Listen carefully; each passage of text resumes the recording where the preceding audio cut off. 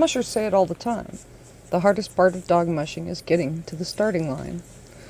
I've been a recreational musher for about 12 years now. I thought I'd someday run the Yukon Quest, but a few years ago my dad had a heart attack, and a year later he had another. He was so weak afterwards and needed a lot of help. It was becoming quite clear that if I didn't push him to regain his health, he just wouldn't. Then COVID happened. I watched people downsize their kennels or get out of the sport altogether. I thought about it for a nanosecond and felt extreme anxiety. I couldn't give away little pieces and parts of my heart like that. I couldn't just quit.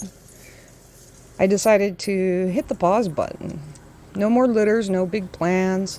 I was working full-time and taking care of my dad, shoveling his driveway as well as mine, taking him to all of his doctor's appointments, making sure he took his medication, took care of his feet, helped him take care of his dogs, taking him on every grocery run, and driving my autistic son to work and back between my own work schedule and full ledger of doctor's appointments. Then one day while I was at work, I had a dog pass away suddenly, my sweet bossy Echo, and it completely broke me. So I quit my job to focus more on my dogs and my dad. After all, I couldn't be everywhere all at once. Mentally, I was worn way too thin. Then I started having medical issues of my own, excessive, constant, never-ending menstrual bleeding. I wrote it off as early perimenopause. As a result, I slowly and imperceptibly slid into severe and prolonged anemia. I was cold all the time, my lips were white, and my gums were white. It put stress on my heart. I couldn't think, I couldn't concentrate.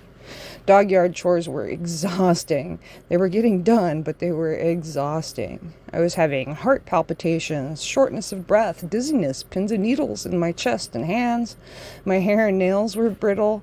I'm pretty sure I almost died. If I had waited any longer, I probably would have died. I remember throwing up after knocking the snow load off of one of my dad's carports and wondering if I had just had a heart attack of my own. I had no insurance, and it took more than a year to get coverage so I could see a doctor. And then I dislocated my shoulder. For reasons doctors couldn't pin down, my dad was still losing heart function. Both of us were seeing doctors constantly, back-to-back appointments, all week long, every week, for months. Then finally, after almost 5 years, they gave him a pacemaker. His heart function is now at 40%, up from 25. It took 2 years for me to find out what was causing my problems. I finally had surgery recently to correct it. I'm still kind of tired and kind of weak. Apparently it takes time to rebuild your red blood cell count. My shoulder is still messed up, and that'll take some time, up to a year, I'm told, but it is improving, so there's that. Dog mushing is hugely reliant on outside support from sponsors and donations. I don't have a big support network. I don't have a big family, no siblings. My parents are divorced. I don't have a bunch of friends.